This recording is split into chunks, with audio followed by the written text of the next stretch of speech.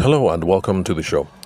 Before we begin, apologies because today is an out and about recording, so expect to hear the usual interruptions. Although, luckily, I'm not close to any chickens at the moment, so you shouldn't hear any, what do they do? Is it croaking or screeching coming in through your earphones? Now, in the last episode, if I remember correctly, I think we did an intro to objections and rejection and how to handle that in business.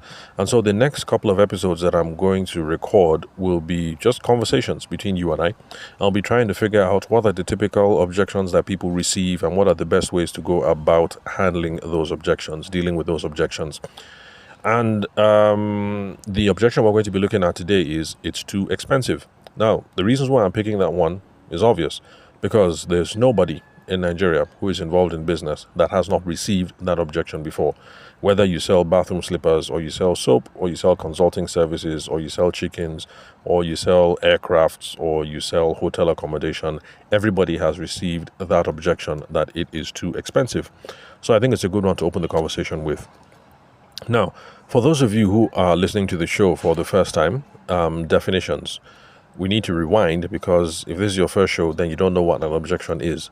Now, an objection is any reason that people are giving for not going ahead with the sale, going ahead with the project, going ahead with the business relationship, going ahead with the agenda, not taking the next step.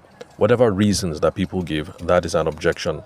And if somebody says it's too expensive, that is a reason for not going ahead with the sale or the business relationship, and that makes a lot of sense.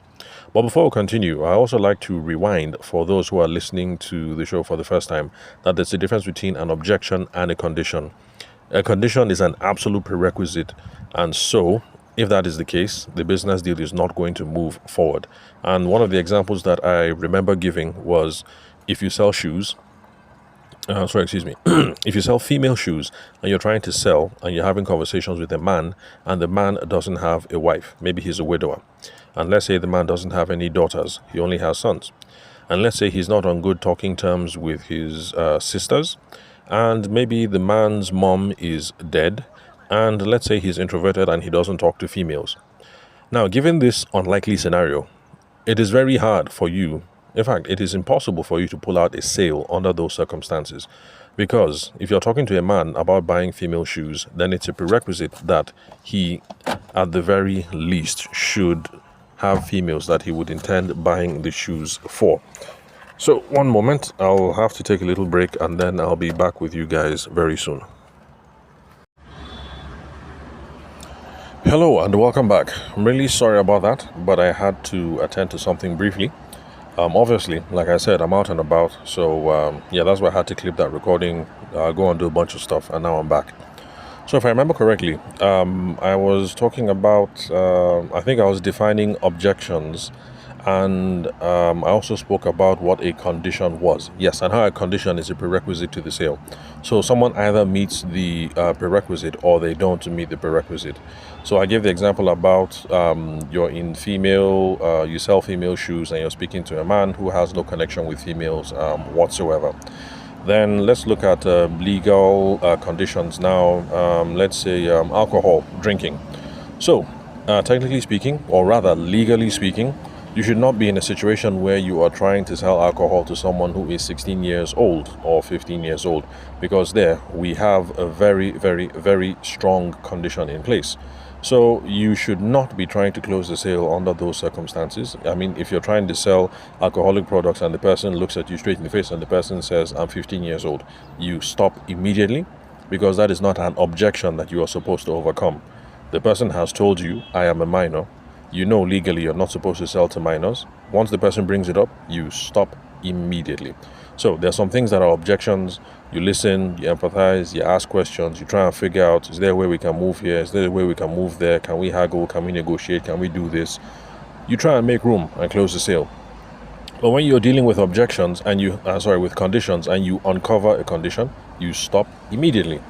Ask for a referral if it's appropriate, or run off and look for somebody else to spend time with. But if you are dealing with objections, try and figure out what's going on. You might be able to close the deal. If it's a condition, stop immediately. Do not try to make any room. Now that we're done with definitions, let's look at the perspectives. Now, if you listen to the previous episode, I mentioned there that if you want to deal with objections, first off, you have to empathize with people because people don't like being contradicted. They don't like being made a fool of. So you need to let the person know that whatever their objections are, it makes sense because nobody's a fool. So listen, empathize, let the person know that what they say makes perfect sense. And then you try and ask questions because we're trying to figure out what it is that we're going on. Because it's only when we have information that we're going to know how we're going to deal with the objection. So those of you who hear an objection and then start trying to solve it, you better stop that because you're making things worse for yourself. If someone says it's too expensive and then you ignore and keep on trying to close the sale, you come across as what's that word? Intrusive, rude, aggressive, any manner of things. So whenever you meet an objection, actually empathize first, show that you are listening, ask some questions, try and get more information. That is what will determine what you do next. Because if you ask more information and maybe what is needed is more clarity, then all you have to do is just tweak your presentation to say, oh, bros, or oga, or madam, or gentleman, or gentle lady. Actually, when I said blah, blah, blah, blah, blah, what I meant was so, and so. I'm terribly sorry that you got that impression. It was my fault. Now that I've clarified things and, would you be comfortable with purchasing now that I've clarified that hang up, And if the person says, I'm still not comfortable, then, of course, you ask more questions like, oh, I'm sorry. I thought that A, B, C, X, Y, Z, those are the key most concerns. It looks like you have something else that you haven't said, so what's on your mind? Let's see if I can help. And then you continue with the conversation. So that is the spirit of what we're going to be advocating for all the other objections that we're going to be looking at the next couple of days on the podcast. So now, it's too expensive. How do we deal with this? Even when you take the framework that I have shared over here on the podcast so far, which is empathize, show that it makes sense, ask questions, figure out more information, tweak your proposal with this new information, ask for the close. If you can't move ahead, of course, then try and get a referral out of the situation where appropriate. Okay, so even with that general framework, there are two different perspectives. Well, there might be more, but right now at the top of my mind, there's only two different perspectives that are coming to my head when it comes to dealing with objections like it is too expensive. And these are the two perspectives. Number one is to engage with the objection. That is what I described earlier with the whole thing of show some empathy, show that you agree with them, they're not idiots, it makes sense, and then ask more questions. When you engage with the objection, the whole point is to try and move the deal forward. So they've given a reason. I'm trying to figure out, is this reason, is it cogent? Does it make sense? Is it weighty? Is there something that I missed out in my presentation? Now that I have this extra information, how can I bring that on board so we can move the deal forward? That is option one, engage. Option two is a failure of pre-qualification. I'll explain what that means later. But when we are at a failure of pre-qualification, what we're going to do now is to ignore the deal, and then we're going to ignore this deal basically, and then move on to others so that we can spend our time there. Now, this is the right point. Let me now explain what failure of qualification is. When you're doing business with people, or when you're trying to close a sale, there's a stage of the business relationship, or there's a stage where you guys are having conversations that in sales we call qualification. Qualification is when you want to be sure that you are speaking to the right person. The person has a problem, the person has a need, the person is a good candidate, all these sorts of things. Now, if the person truly cannot afford your product or your service, then the problem is not from the person that you're talking to. The problem is from you because you didn't qualify in the beginning. If I sell Mercedes Benzes and I spend most of my time talking to people who are security guards, the problem is not that they are security guards. The problem is that I am not doing my job at qualifying. I am not talking to people who even have a reasonable hope of buying what it is that I sell. So me dealing with that objection, it's too expensive, actually is for me to ignore security guards and spend more time with people who might be able to buy my Mercedes Benz. Now, I am not saying that people who are security guards are not human. I'm not saying that they are less than and they're not worthy of being respected. I'm just using an extreme example to point out something. Now, sometimes the reason why you guys are hearing it's too expensive is because of failure of pre-qualification. We should be qualifying people right from the get-go, right from the beginning. We need to be able to be sure that this is the right person who might be able to afford this thing in the first place. If you spend more time talking to people who could afford, then the chances of you hearing is too expensive goes down. If you get rid of this objection, it's too expensive, that's a good thing, because now it means that we can spend our valuable time dealing with other things that might be scaring them off or that they don't understand. So those are the two perspectives. Number one, engage with the objection. But the thing is, too many of you rush first into engage. Number two is failure of pre-qualification. We need to be sure that we qualify the people right in the first place. If truly we have ignored, we didn't qualify properly, then ignore the deal. So those are the two perspectives. Engage and move the deal forward, or have qualification conversations and ignore the deal if appropriate. Now let's look at the engage option. I've already spoken about what that entails. You agree or you empathize. If somebody says it's too expensive, you agree. You say, yeah, madam, I understand. Yeah, I understand. It's expensive. This Tinubu economy. Yeah, I know how things are going. You see? So you make the person sound like they're a reasonable person, and what they said actually makes sense. Sorry, forgive me with the sniffling. The baby has come down with a sore throat, and as usual, I'm the one that, okay, well, it's not the baby this time. It's my older son that has got the sore throat, and as usual, I'm the one in the house who has caught the virus. Okay, so you say, yeah, man, yeah, I understand. It makes sense. I know things are really harsh with this Tinubu economy. I know how things are going, blah, blah, blah, blah, blah. So that is the engaging part. Now, the next part is when you ask questions, because remember, we're trying to figure out what it is that is the problem. So you say, I understand, man, yeah, it's expensive, blah, blah, blah, blah, blah. Now, one line of question that you can ask is the compared to what questions. So you can say, yeah, madam, I understand. Things are harsh, it's expensive, but who have you been talking to exactly? Am I the first person that you've spoken to, or what are you comparing me to? You're trying to figure out these questions because it's possible that they may not have had realistic price expectations in the market. So if you sell inverter batteries and your inverter batteries cost okay, I don't know how much inverter batteries cost, so let me just guess. Let's just say inverter batteries now cost 400,000 naira, 400k. And the person needs to buy 8 batteries. If the person says it's expensive, you say, madam, I understand though. Tinubu economy, Forex, that's why these batteries are expensive like this. So. But then you're trying to figure out what she's comparing it to. And they ask, madam, have you spoken to other people? Have you spoken to XYZ company? Am I the first person you've spoken to so far?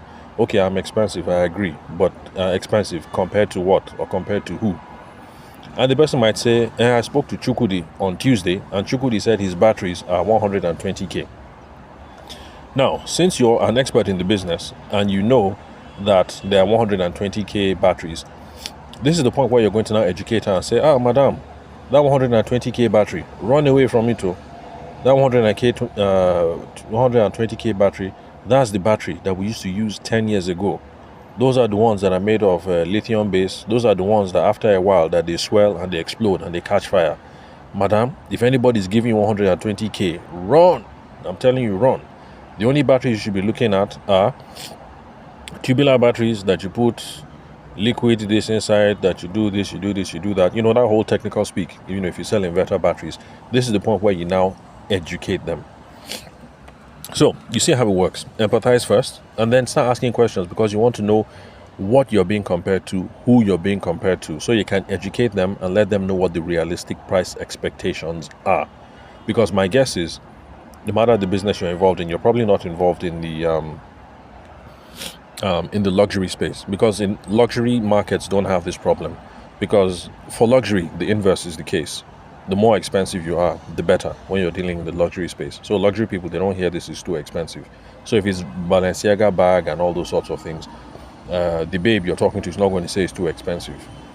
If she has money, she will drop it now because she wants to show that she's a correct babe. Or if it's a guy who is buying mobile phones for his wife or his girlfriend, he wants to impress his girlfriend. You guys get there. It's his Samsung Fold something. The price is 1.4 million. He wants to impress the babe now, so he will drop it straight. He might even drop 2.8 and collect two phones, one for him, one for the babe, because we're now dealing with luxury situations. So, but outside of luxury situations, this is one option for going about it. Agree, empathize. Yeah, madam, I understand that things are expensive. It's not also, it's Tinubu economy, exchange rate. That's why the batteries are expensive. And then you ask questions to try and figure out who you're being compared to, and then you educate her. If she has seen 120k battery, tell her these are the reasons why 100k 20 batteries are not good. If she hasn't spoken to anybody at all, then that's the point where you say, madam, no wonder. I'm the first person that you're talking to now. You know what? Why don't you go to the market? Go and talk to other people now.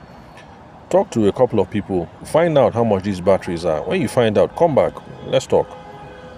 Now, by the way, you only make this gambit if you know for sure that your prices are reasonable.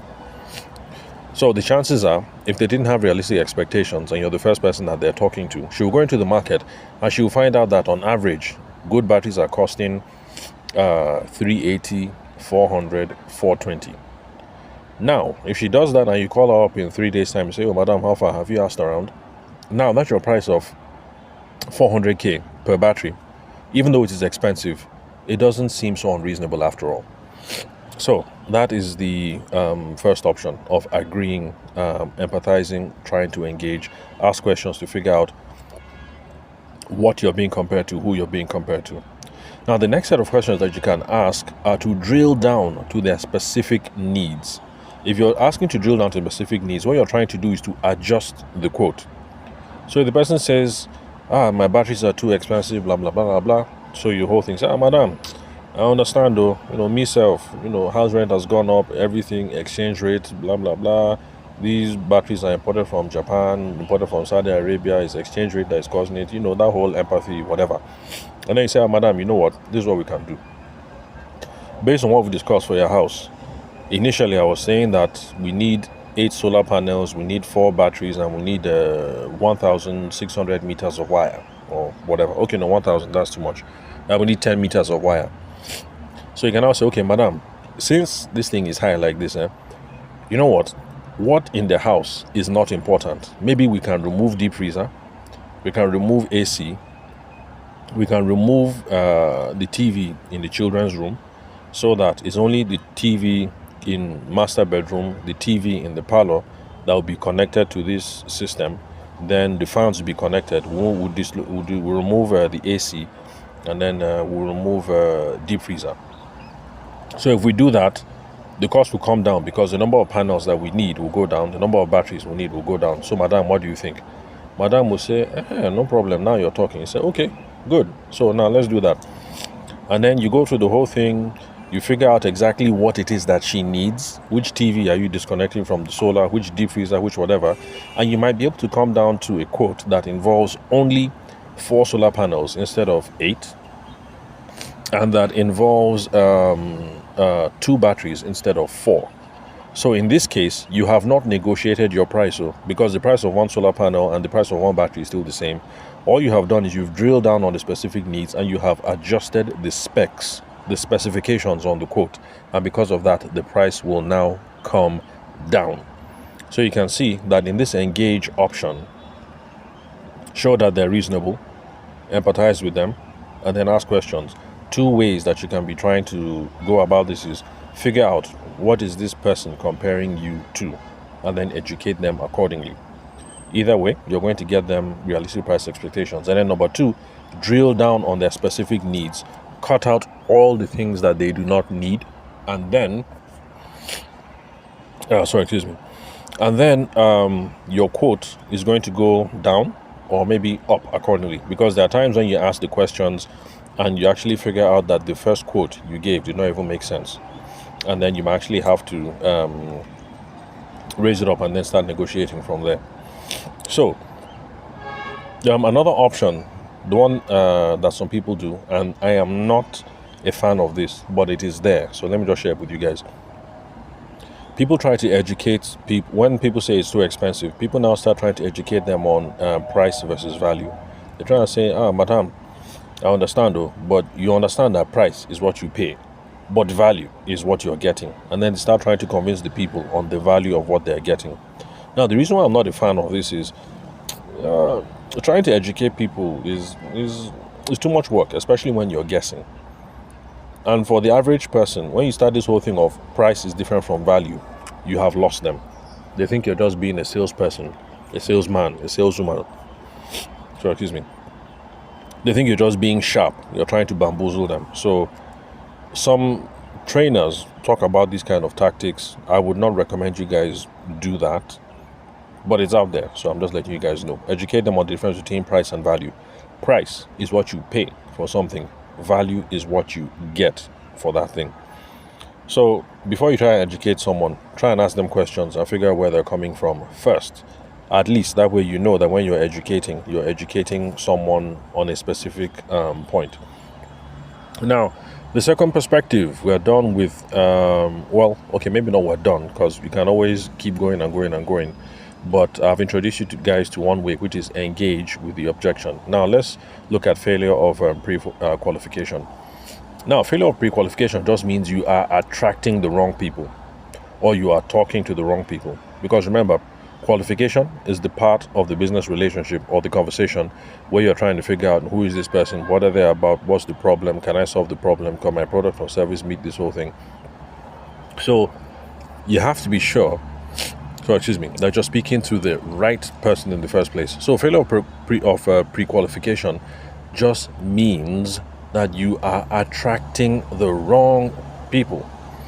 So to solve this problem, if you are attracting the wrong people, remember the example that I gave, the extreme example of you sell Mercedes-Benz, but you keep talking to people who are security guards. So what you do is, number one, you change your advertising copy, or change whatever it is that you're putting out there. Copy just means the words, the text that you write, to promote your business. Change it. Introduce the price, or introduce some other criteria that will weed out certain kinds of people, so that security guards and people who don't have money to afford what it is that you're selling, once they see it, they'll say, no, this one is not for me. And they won't bother calling you or booking a meeting with you. Now, an example of this, of someone, I didn't end up working with the person, but something that they did and I thought was brilliant was, in the beginning, they found that they were talking to certain kinds of people. By the way, I am not insisting that people who cannot afford to pay for your Mercedes-Benz or whatever it is that you buy, I'm not saying that these people are lesser than. I'm not saying that they're not human beings. They are human beings. But I'm just saying that what we're trying to do here is we're trying to sell something. And if you're trying to sell Toyotas or Mercedes-Benzes, you're better off speaking with people who can afford it. But everybody is worthy of our respect. So let's respect everybody. Let's not look down on anyone because they can't afford what we're selling. Okay, sorry about that. I think from here I need to go to the pharmacist and get some medicine. All right, so what this guy did was they changed their advertising copy. So instead of saying, are you interested in solar? Are you live in Lagos? Do you have NEPA problems? Do you want to buy solar? Call us on so and so. And then, of course, people call and people are saying too expensive. They changed the advertising copy to say, are you curious? Would you like to see what kind of inverter solutions you can purchase with 4 million naira? If so, call us this number, visit us at blah, blah, blah, blah, blah, office at so and so. Now that was a brilliant move because that is good pre-qualification. Somebody who only has 2.5 M will see that advert and say, 4 million, not for me. And the person will go someplace else. Somebody who has 5 M will say, hey, very good. I'll be saving 1 million. Let me give them a call. Somebody who has 3.8 million might say, you know what, let me try my luck. They're saying 4. What I have is 3.7. I have 3.8. Let me try my luck. But in this case, you can see how changing your advertising copy will be attracting some kinds of people and will be sending away certain kinds of people. So change your ad copy. Your advertising copy, your promo copy, redesign your flyers, all those things that you're putting out so that you put things there, either numbers or other kinds of cues, sometimes even photos. If you only put photos of big men on your advertising copy, big men and big women, By the way, I'm speaking in Nigerian context. When you say big man or big woman, you mean somebody who is affluent, somebody who is well off. So if you only use photos of people that are affluent and well off, then some people will not bother giving you a call. Let me give another example. It's not one that I like, but I'm Nigerian. We're all Nigerians, so we're real. We see these things happen in Lagos and in Abuja. There are certain schools that would only advertise their schools by putting white children or half-caste children on their banners. White caste, white kids, half-caste children looking well-fed with smooth skin and all that. That is for pre-qualification. So that those of you who do not look like you are within that economic bracket of people who are married to expatriate spouses or who travel a lot or whatever, you just won't apply. You know that, okay, me, what I have is Peking. What they're advertising children, so I don't have children, I have Peking. So let me take my Peking and go someplace else. Then let those who have children apply to the school. So you get my drift. So that is one way that you can stop attracting the wrong kind of people. Just change your advertising copy, change your flyers, introduce criteria there, like my inverter guy who put 4M on the Instagram advertising. That will attract the right kind of people. Then if you're using content marketing, then change your content marketing focus, use upscale themes, things like that. So let's say back to the inverter person, you're selling inverter systems. Let's say if you're in examples, you keep talking about bungalow and 2-bedroom and blah, blah, blah, blah, blah. Of course, you will be attracting people who want to buy inverters for 1-bedroom, 2-bedroom, that kind of thing. And maybe that kind of person does not have 4M, which is your ideal target market. So in your content marketing, you can start talking about projects where you guys powered shopping malls in Abuja or shopping malls in Lagos, or in 6-bedroom houses, or how you design solar power solution for hotels in Ikeja or hotels in Central Business District in Abuja and things like that.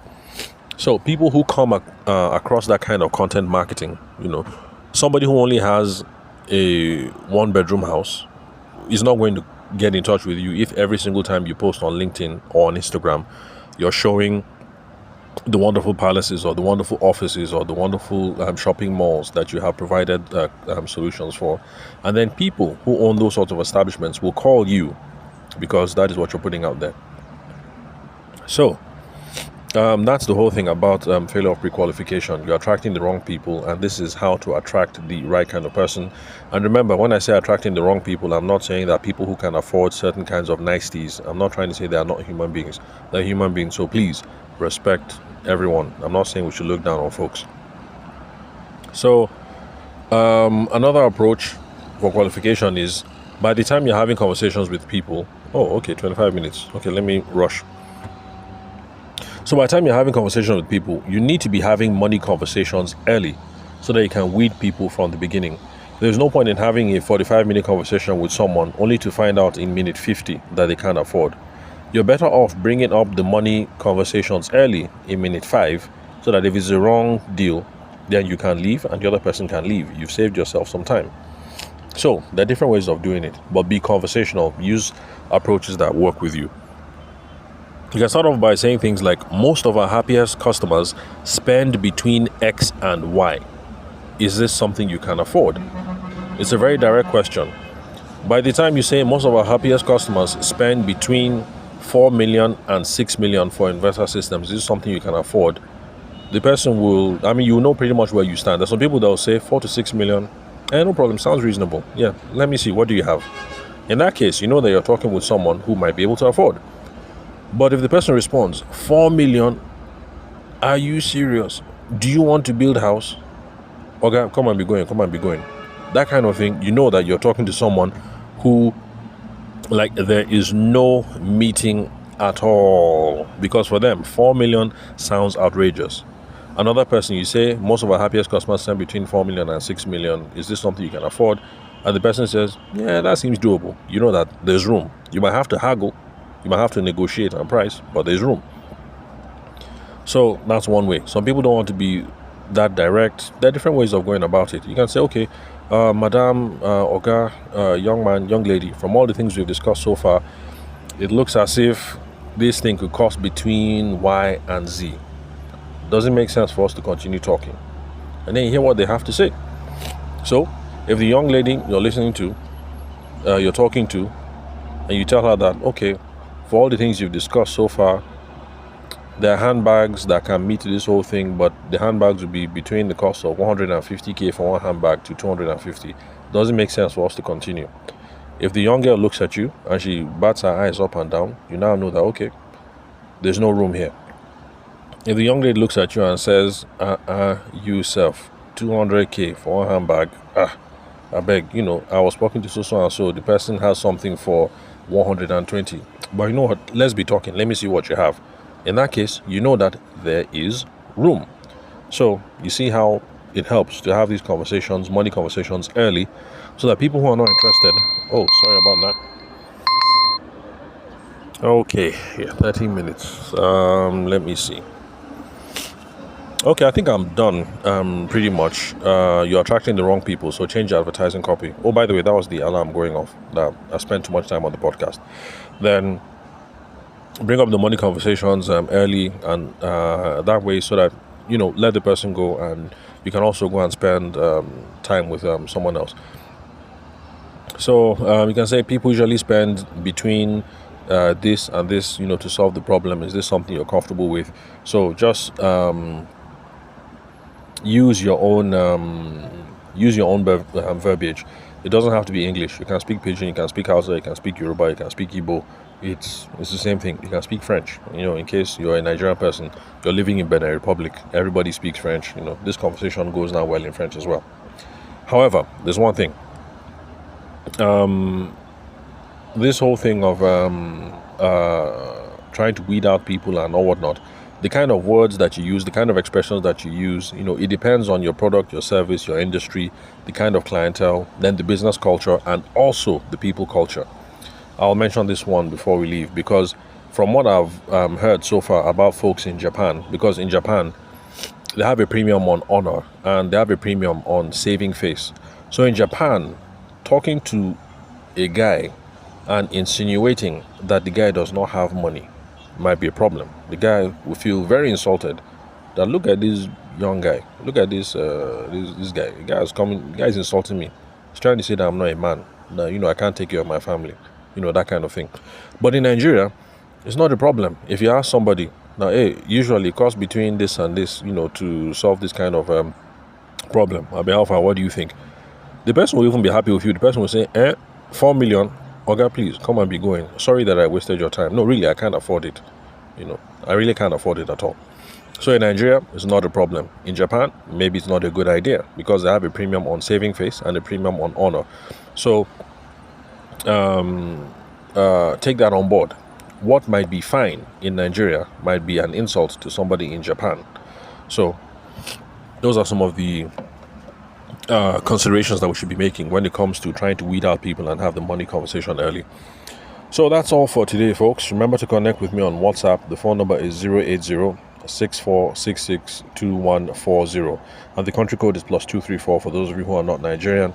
And then connect with me on LinkedIn. My name is Tavishima Ayede. I'm the host of the show, and you can confirm the spelling of my name and my email address from the link where you're listening to the episode. So thanks for your time and attention. I'll catch you guys at the next recording, and we'll move on to the next set of objections that we typically encounter in our businesses.